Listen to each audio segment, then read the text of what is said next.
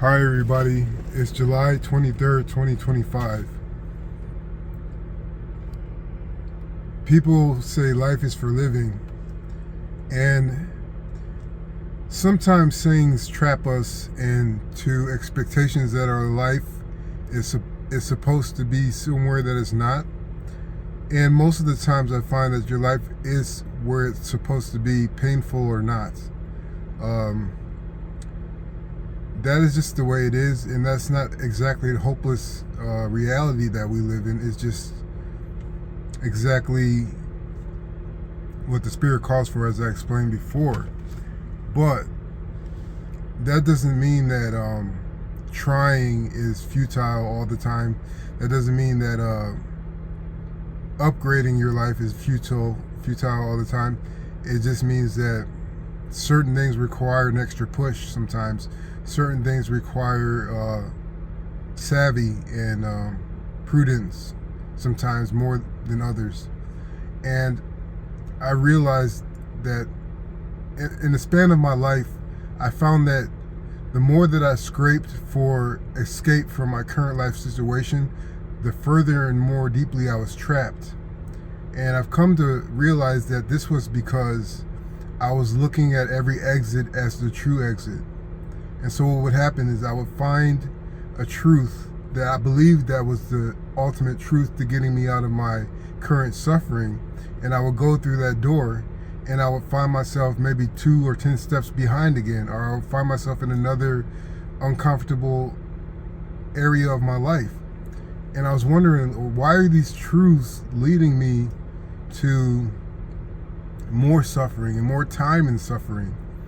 And can't the Father see I'm trying to escape? Can't he see that I'm scrambling my heart out to get out of this pain that I'm experiencing? Why does he keep on letting me dive right back into the boiling pot or the fire? Why does this keep on happening? So I for years I was vehemently scraping to escape from suffering, and I always find myself back into the center of the storm, the center of the tumultuous part of the storm. And so I found that finally, breathing and looking at myself for the first time that I had in years since I've been struggling, I started to see a light crack through the sky. And then I kept on walking towards it. It was slow, it was arduous, but I was walking towards the light slowly, and I was getting better and better by each step. Things were changing, things were going in my way. I was losing my loneliness, and I was finding people, bright spots in my life in these people, and wonderful people started coming into my life. And I finally made it out, but I was alone again, but I made it out of that needless suffering. And I think what ignited that, or was a catalyst for that change, was the stopping and looking around and looking at myself in the mirror and noticing myself. I wasn't noticing myself when I was suffering. I was noticing what I thought was causing the suffering. And everybody would say, you caused your own suffering. That may have been true, but I was looking at things that were on the outside that were causing me to react to my life in a painful way. And I wouldn't say necessarily that I was causing my own suffering, even unconsciously. It was just that I wasn't looking in the right spot, even if it wasn't myself. So once I looked at my life and I looked at myself in a spiritual mirror, I saw that I wasn't horrible. I saw that I wasn't to be hated. I saw that I didn't deserve to be lonely. I saw that my mission was greater than I had originally envisioned or perceived. And so once I started seeing myself, I started seeing myself in different spaces around me that were peaceful and that were fruitful. And so even now in this life,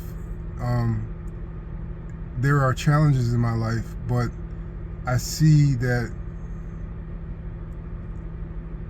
I see that things are the way they are because they need to be, and that's not about giving up or surrendering. It's just things are where they are because they need to be.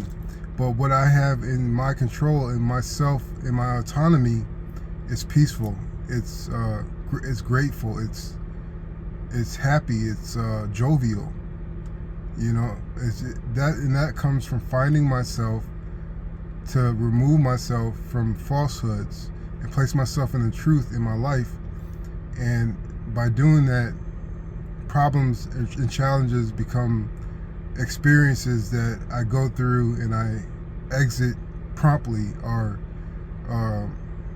upon the spiritual schedule that I perceive. So if you are trying to escape and you are finding doors left and right, but they keep on leading you back towards the center of your suffering, the first thing you have to do is take a spiritual breath and just stop and try to see what you can. You might not be able to see yourself at first. You might not be able to see the truth around you at first, but just stop and look around and perceive inside yourself and around yourself, and try to